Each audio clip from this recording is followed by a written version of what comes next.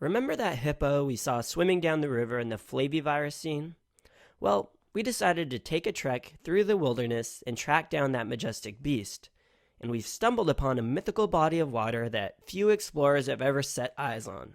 That's right, we've made it to the Hep Sea, home of hepatitis C. So grab a juice box and let's get started. If you recall, we traveled here from the desert oasis of the delicious flavor of flavivirus, because hepatitis C is a flavivirus. And since you know that, we know that it's a positive sense enveloped RNA virus. First, let's draw our explorer here making the find of a century while sipping on some flavorful Hep C fruit punch. Second, let's add this glaring sun to remind us that it's a positive sense RNA virus. You'll notice as the story unfolds that the scene has mostly warm, orangey hues to it to remind us of RNA. Finally, no explorer strays too far from the oasis of flavor to traverse the barren landscape without a trusty robed guide. So let his flowy, white, enveloping robes remind you that Hep C virus is an enveloped virus. Now, we've been waiting here patiently to catch a glimpse of the creature emerging from the water, and here he is, the hepatitis hippo. Remember that Hep C hippo is out at sea, as opposed to the Hep A hippo, which is locked in an enclosure at the Picorna Zoo. Additionally, the Hep C hippo has this ear tag reminiscent of the letter C. Alright, moving on. Let's go through some of the common modes of transmission. The most common way Hep C is transmitted is by exposure to infected blood, which is why we have the hippo here wading in red, bloody water. There are two common stories you'll hear about when it comes to blood-to-blood transmission in Hep C. One that used to be a major problem is transmission through blood transfusions, especially before 1990.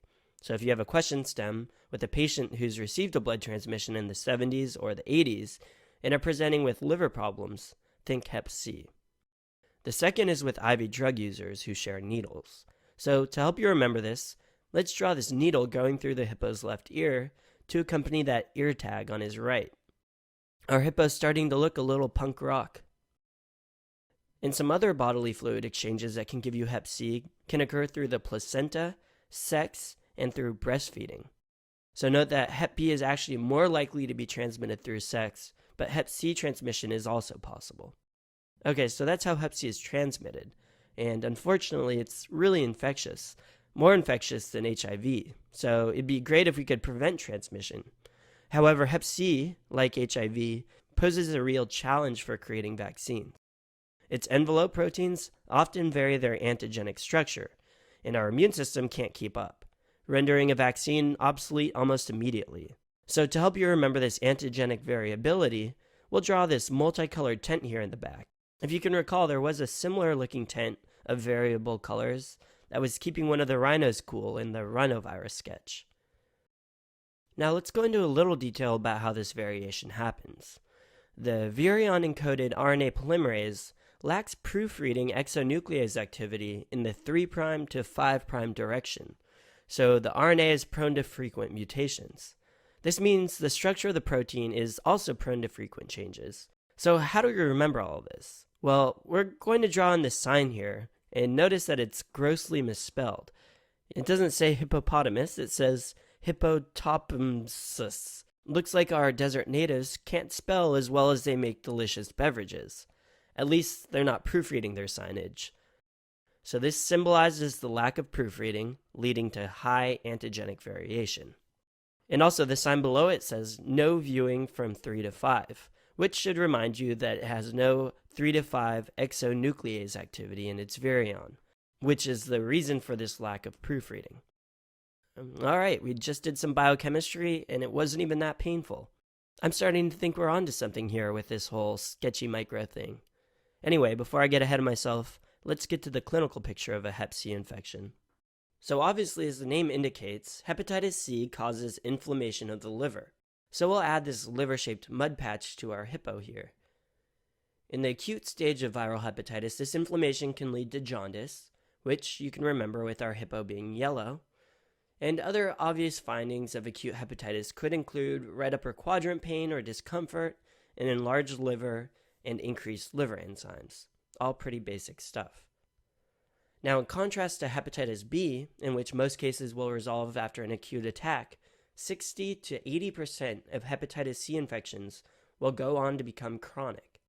So we'll draw in a sign here next to the bloody red water that reads caution, 60 to 80% chronically infected hippos.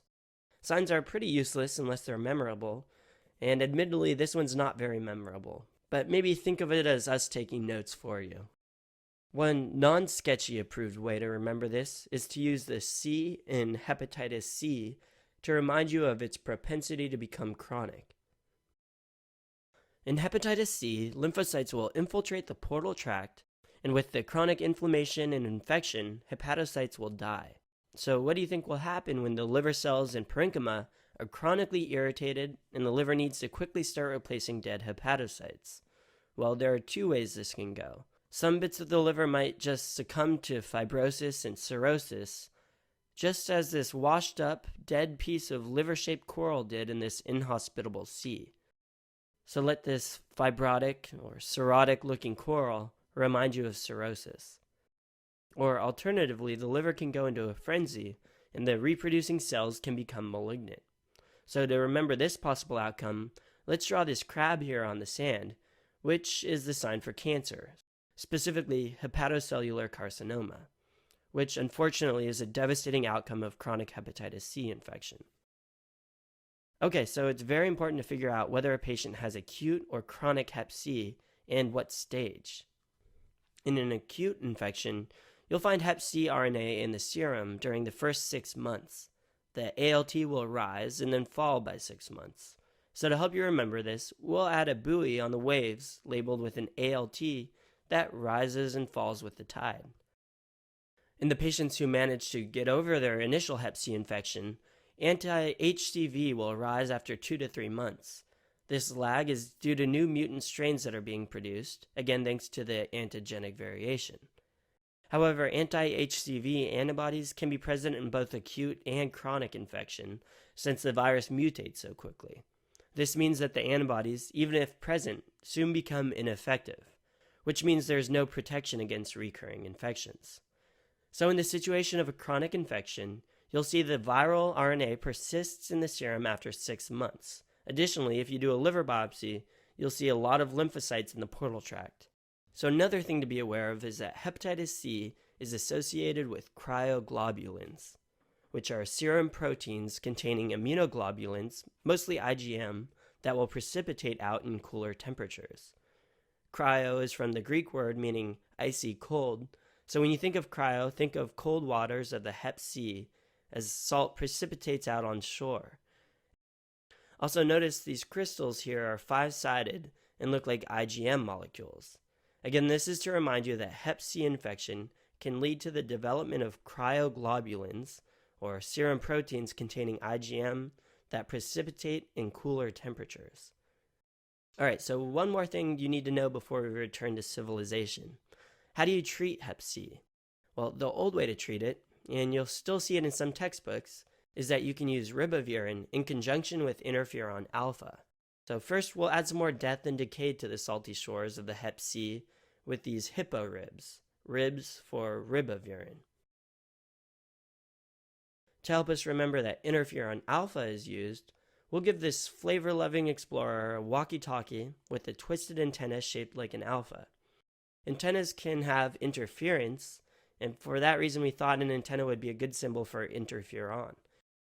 The alpha twist should also hopefully stand out in your mind's eye. Other drugs that can be used are protease inhibitors, and one of the newer drugs, sofosbuvir, is a polymerase inhibitor. And this has really been quite an impressive drug in ridding people of hep C infection. So you should remember to consider using protease inhibitors. And proteases cut up protein, kind of like a meat cleaver. So we thought a meat cleaver would be a good symbol for proteases. And nothing scares off the wild hippos more than a bumbling explorer who's been using his meat cleaver to hack away the vegetation to clear a path for their expedition, which now seems to be stuck in this tree. Try as he might, he can't pull it free, and his meat cleaver, or protease, is stuck, or inhibited. This should remind you that some protease inhibitors are used for treatment. I'm not going to go into specifics because, for one, genotype testing of the virus must be done to determine what combinations of drugs should be used. But hepatitis C has the potential to have terrible, devastating outcomes and is the leading cause of liver transplants, so we're definitely in need of some more great drugs to treat it. So this is a high-yield virus, and we got through it rather quickly, partly because we touched on it in the flavivirus scene. However, definitely have this one down pat.